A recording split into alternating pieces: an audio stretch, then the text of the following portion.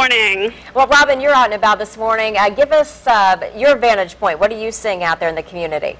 Well, actually, I live in the Merrimack Shores neighborhood, which was one of the more heavily damaged areas. So I drove through a little bit this morning on my way into City Hall, and there are several houses that have trees down on them. There are trees and limbs down in yards, and pretty much the entire neighborhood has power lines and cable and phone lines down everywhere. It's a mess. Trees on houses, you said. We haven't seen that yet from where Art is. Can you give us an idea of how widespread that kind of damage is?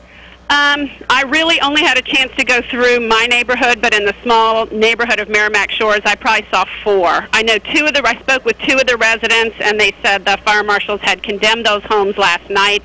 One resident said she stayed in her house, but she could hear creaking on the roof as that tree shifted. Robin, as you're out, assessing all this damage and really what we know to be extensive damage, what goes through your mind when you look at the reports that no one beyond serious injuries, no one really seriously hurt in all of this?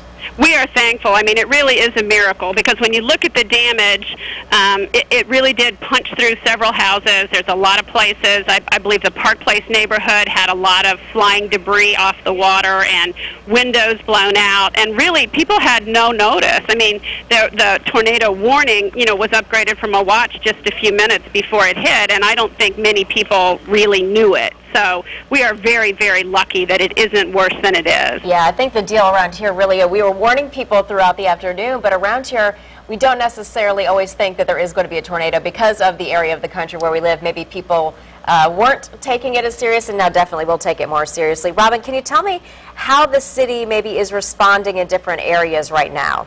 We had police and fire crews, extra people on last night through the evening. The fire crews were knocking on people's doors and trying to ascertain if there were inhabitants and if everybody was safe. The police were out patrolling, particularly the areas without power and where lines were down all night, and there's new crews back out there today.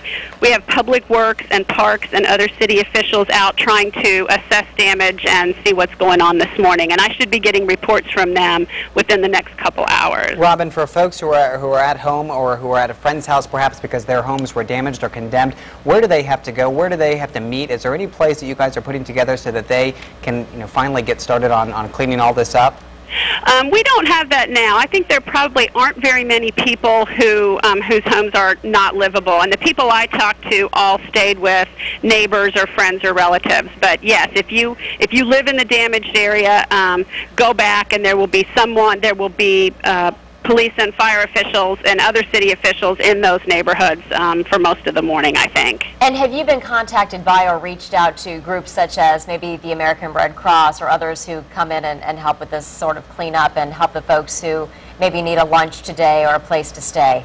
I'm sure we will. I haven't talked to them yet. I know it wasn't widespread enough that we needed to open a shelter, but we will be monitoring the situation and doing whatever we need to do. All right, Robin McCormick with the City of Hampton. We really appreciate your vantage point this morning and assessing what's out there, which clearly is a lot of damage, and a surprise that no one was really seriously hurt. Yeah,